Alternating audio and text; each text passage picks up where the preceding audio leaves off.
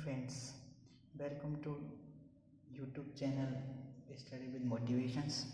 हम कल भाषा को रीट 2020 को लेकर बात कर रहे थे, जिसमें हिंदी की शिक्षण विधियों से शुरुआत की थी और हमने हिंदी की शिक्षण विधियों की कुछ परिभाषाएं नोट की, भाषा की विशेषता नोट की। आज हम कुछ क्वेश्चन देखेंगे, उससे रिलेटेड कुछ क्वेश्चन हैं, या उससे पहले अपन समझने की कोशिश करेंगे भाषा मनोविज्ञान। भाषा मनोविज्ञान, भाषा मनोविज्ञान।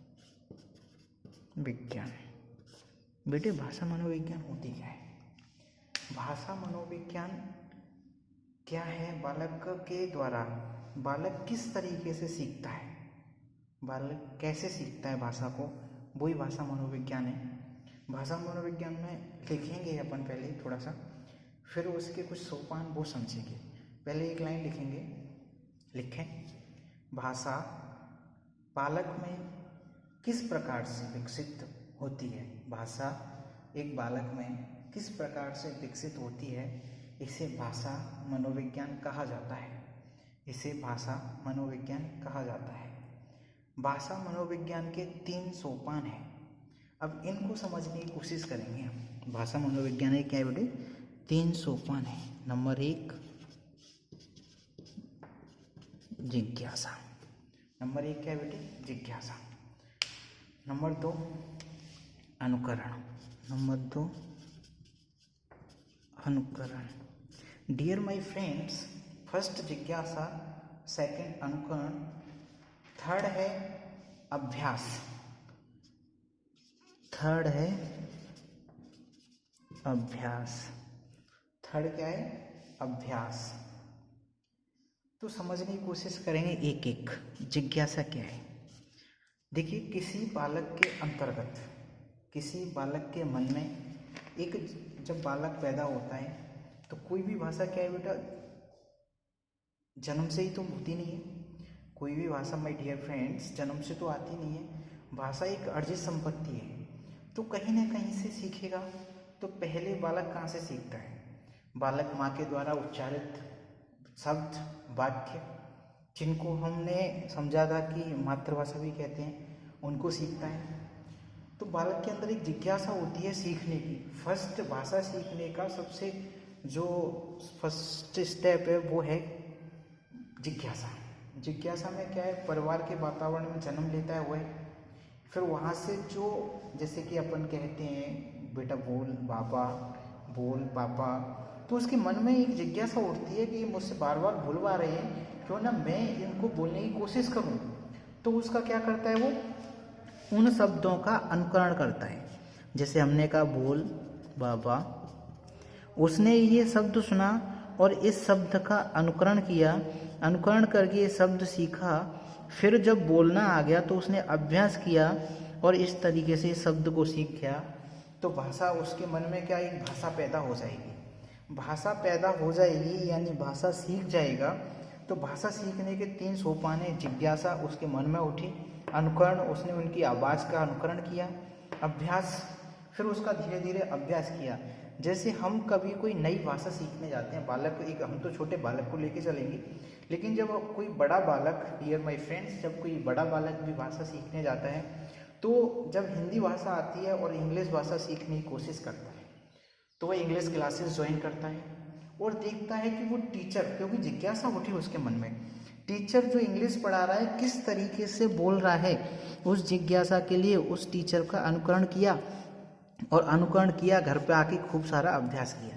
अभ्यास किया तभी तो भाषा आ गई। डियर माय फ्रेंड, हम सब लोग ही इंग्लिश तो सभी पढ़ते हैं, फर्स्ट से लेके 10th से लेके 12th, हम सब इंग्लिश पढ़ते हैं। आगे हो सकता है कोई इंग्लिश ले, कोई इंग्लिश ना ले, लेकिन फर्स्ट से लेकर 12th तक तो सभी कंपलसरी इंग्लिश पढ़ते ही पढ़ते हैं। लेकिन क्या सभी बालकों को, क्या सभी स्टूडेंटों को माय डियर फ्रेंड्स इंग्लिश आ जाती है बोलना? नहीं आती। क्यों नहीं आती? क्योंकि जिन बालकों ने घर पे अभ्यास किया होता है, जिस स्टूडेंट ने घर पे अभ्यास किया होता है, उनको तो इंग्लिश बोलना आ जाती है, और जिन्होंने घर पे अभ्यास नहीं किया होता, जिन्होंने प्रयत्न नहीं किया होता, वो नहीं आ पाती। जिज्ञासा तो सब में थी, अनुकरण भी सबने किया, लेकिन अभ्यास नहीं किया। तो अभ्यास भी एक महत्वपूर्ण कड़ी है किसी भाषा को सीखने की। My dear friends, point number first डालेंगे जिज्ञासा और इसमें लिखना शुरू करेंगे। मैं इधर उधर की ज़्यादा बात ना करते हुए, घुमाते हुए नहीं, आपको प्रॉपर वे में हिंदी शिक्षण विधियाँ पढ़ाऊँगा। आप हमारे चैनल को शेयर कीजिए, सब्सक्राइब कीजिए और लाइक कीजिए। लिखेंगे जिज्ञासा। एक बालक जिस परिवार या वातावरण में जन्म लेता है, जिस परिवार या वातावरण में जन्म लेता है, वह उसी परिवार या वातावरण के लोगों के द्वारा, वह उसी परिवार या वातावरण के लोगों के द्वारा बातचीत के आधार पर होने वाले व्यवहार को देखता है, तो उसमें ऐसा ही करने की जिज्ञासा उत्पन्न होती है। तो उसमें भी ऐसा ही करने की जिज्ञासा उत्पन्न होती है। उसमें भी ऐसा ही करने की जिज्ञासा उत्पन्न होती है और उसी जिज्ञासा के वशीभूत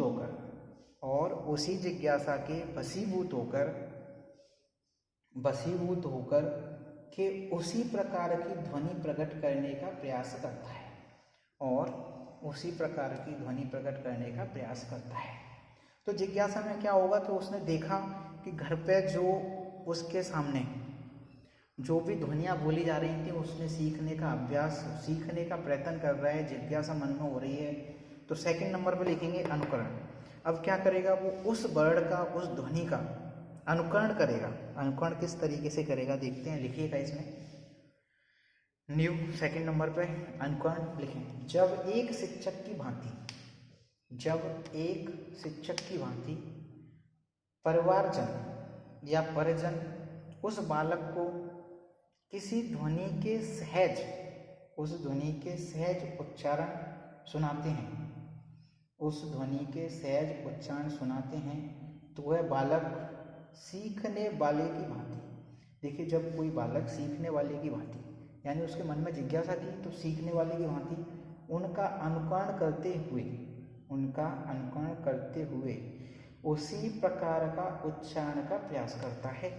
जैसा कहा कि बाबा बाबा, तो उसने उसी प्रकार की ध्वनि निकालने की कोशिश की, अनुकरण करते हुए उसी प्रकार का उच्चारण का प्रयास करता है।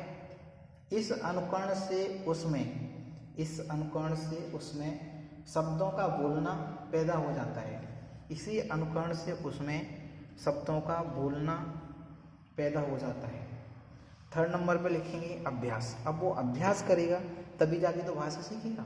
तो लिखें, जब किसी बालक में, अभ्यास में लिखेंगे, जब किसी बालक में किसी शब्द का उच्चारण पैदा हो जाता है, जब किसी बालक में किसी शब्द का उच्चारण पैदा हो जाता है, तो वह उस शब्द का बार बार अभ्यास करते हुए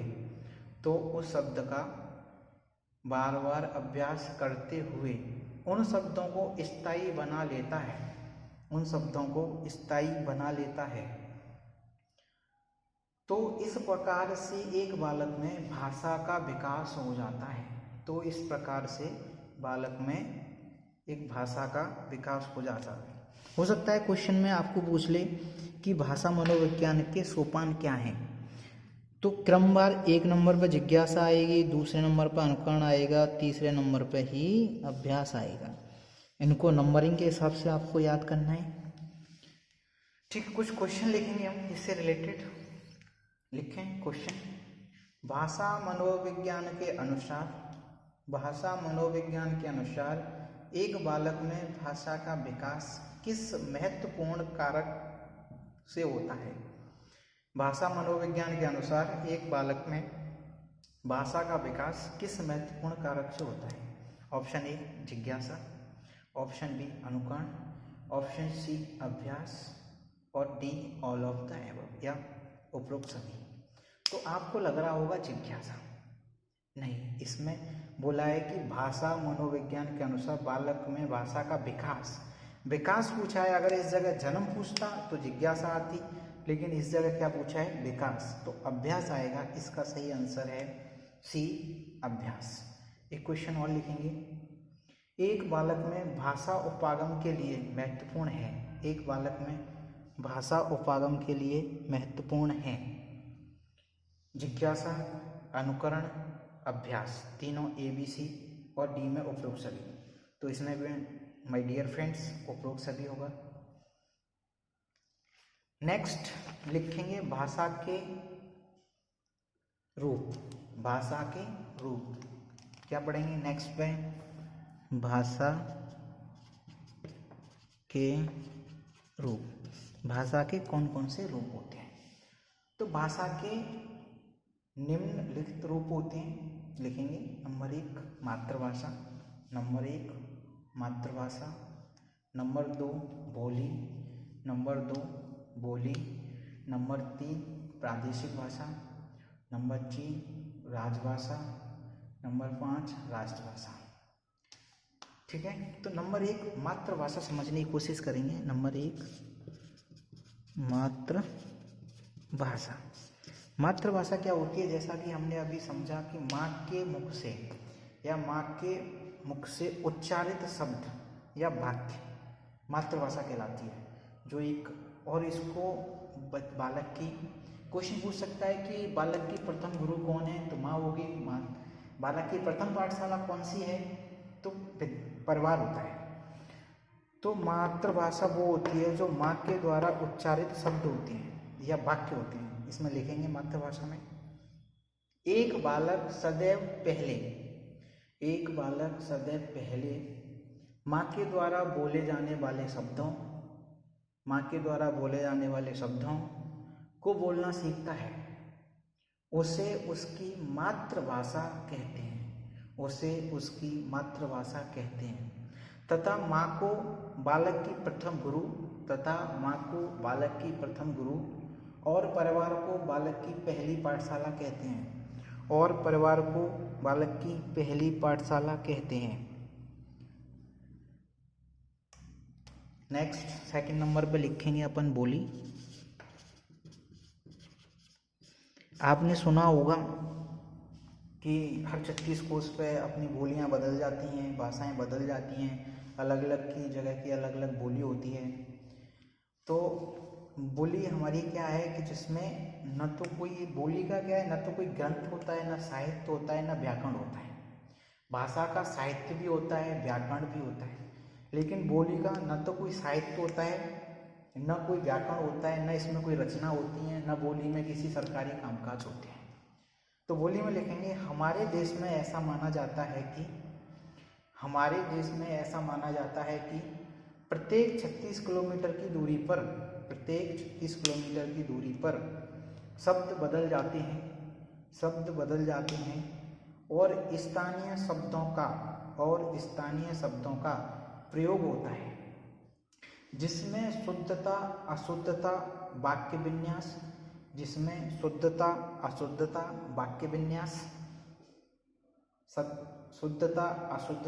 वाक्य विन्यास का कोई ध्यान नहीं रखा जाता है एवं कोई विशेष शब्दकोश व्याकरण आदि नहीं होता है। जैसा कि मैंने अभी आपको बताया कि इसका ना कोई शब्दकोश होता है, ना व्याकरण होता है, इसका कुछ नहीं होता है, ना कोई शब्दकोश होता है, ना कोई व्याकरण होता है। एवं कोई विशेष शब्दकोश व्याकरण नहीं होता है तथा क्षेत्रीय व्यवहार में क्षेत्रीय शब्दों का प्रयोग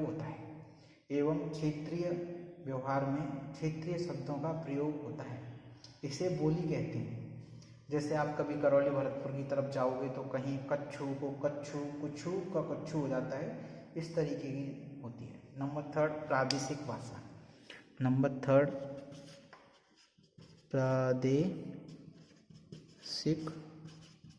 भाषा। प्रादेशिक भाषा वो होती है जो स्थानीय विशेष की नहीं होती, एक स्थानीय विशेष में बोली जाने वाली भाषा होती है। अलग अलग जगह की अलग अलग प्रादेशिक भाषा होती है, लेकिन इसमें इसका ग्रंथ भी होता है, साहित्य भी होता है, इसका व्याकरण भी होता है। हमारे देश में 22 भाषाओं को संविधान के द्वारा मान्यता प्राप्त है। 22 भाषाओं को संविधान के द्वारा मान्यता प्राप्त है, लेकिन एक भाषा है हमारे राजस्थानी जिसको संविधान में प्रादेशिक भाषा के रूप में मान्यता प्राप्त नहीं है। तो क्वेश्चन पूछेगा कि निम्नलिखित में से कौन सी प्रादेशिक भाषा है या प्रादेशिक भाषा नहीं है। तो आपको एक भाषा ध्यान रखना है जो राजस्थानी है, जो प्रादेशिक भाषा नहीं है, बाकी सभी को प्रादेशिक भाषा के रूप में मान्यता प्राप्त है। देखिए लिखेंगे प्रादेशिक भाषा में, किसी प्रदेश विशेष में बोली जाने वाली अथवा व्यवहार में आने वाली भाषा जिसका अपना एक अस्तित्व होता है, स्वयं की लिपि होती है, व्याकरण होती है, साहित्य होता है, व्यवस्थित शब्दकोश होता है तथा संविधान के द्वारा भाषा के रूप में मान्यता प्राप्त होती है, जैसे गुजराती, मलयालम, पंजाबी। नोट करके लिखेंगे, राजस्थानी एकमात्र भाषा है जिससे संविधान में मान्यता प्राप्त नहीं है। नोट लगा के लिखेंगे, राजस्थानी एकमात्र ऐसी भाषा है जिसे संविधान में मान्यता प्राप्त नहीं है, यानी प्रादेशिक भाषा के रूप में नहीं है। 4th नंबर पे लिखेंगे राजभाषा। 4th नंबर पे लिखेंगे राजभाषा। राजभाषा के रूप में लिखेंगे, राज्य नहीं बेटा, राजभाषा।